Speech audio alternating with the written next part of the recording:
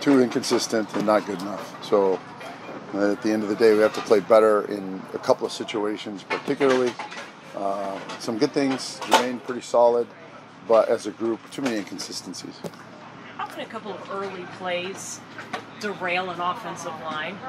When you're fighting for confidence, obviously, the third play of the game, we don't do the right thing, and it kind of blows up on us. In the same sense, was it more physical errors or mental errors that you saw? No, I think more psychological, just kind of being settled and handling the situation and really just being consistent, because there's a lot of good things out there, but we couldn't keep them together.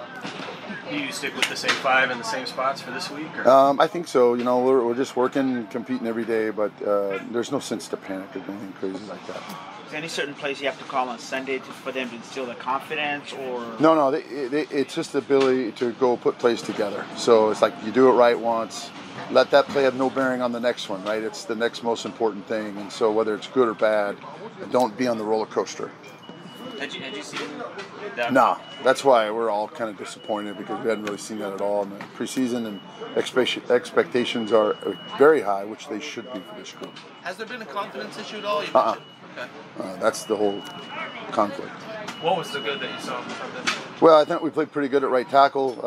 We were able to do some things there at the end of the first half in terms of some tempo and rhythm and runs, and really by and large, the one bad series at the early part of the second half where we had 2 out of 3 sacks in the same drive. 2-minute wise, all that, pretty good stuff. What's key to get the run game going? Doing it. 15's not near enough. You can't win in this league running the ball that many times. So, how do you besides just calling more run plays? Block it better, so there's some positive gain. That makes sense.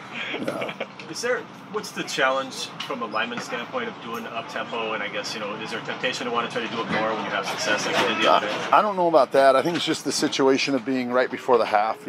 Much like the end of the game when you're in 2-minute. What is the challenge? Really, it's not that much of a challenge. We have a system in place, and so it's just communicating it and executing it. And again, we did quite well at those things. Justin was telling us after the game that there's a rhythm to it, yeah, that the linemen helped in 2 minutes. Do you sense that as well? Yeah, and I think that kind of carries over to everything. We play at a pretty fast tempo as it is, whether we're in 2-minute or not. So I think the ability to do that, when you're moving faster, going faster, you have to be better focused. And I think that's the cause for inconsistency. So we want to play a better tempo and be much, much more complete in terms of being from one play to the next, being on rhythm. What would be the reason for not wanting to do it more when you're good at it? Well, that's a whole decision we make as a staff.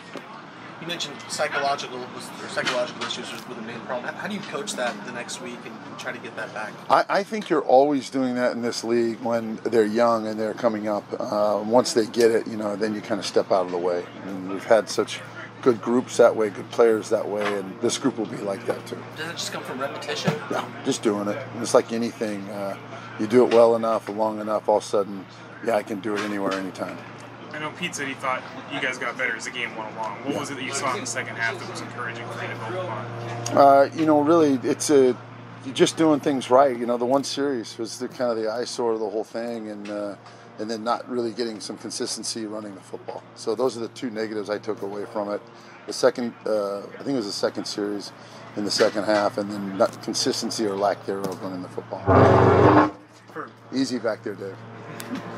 For Reese, it was obviously his first start of any kind in regular season. How did you feel like he handled that and came through? I thought the third play of the game was really rough for him, because it was, a situation that's out of his control, and it happened, and so then he's got to rebound from that. But like any young player, he's just got to put it behind him and move forward.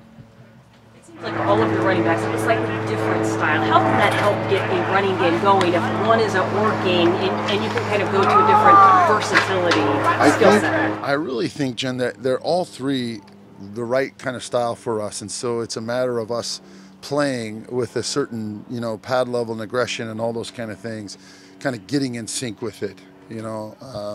This is a system that you want to be able to run the ball enough to set up your movements, your play actions, your shot plays, all that. And when you don't do that, you're really out of whack in all phases, offensively. So I think all three of the runners bring something that's pretty cool to the table, and not worried so much about that, just more about the consistency of blocking it right. They'll make the rest happen.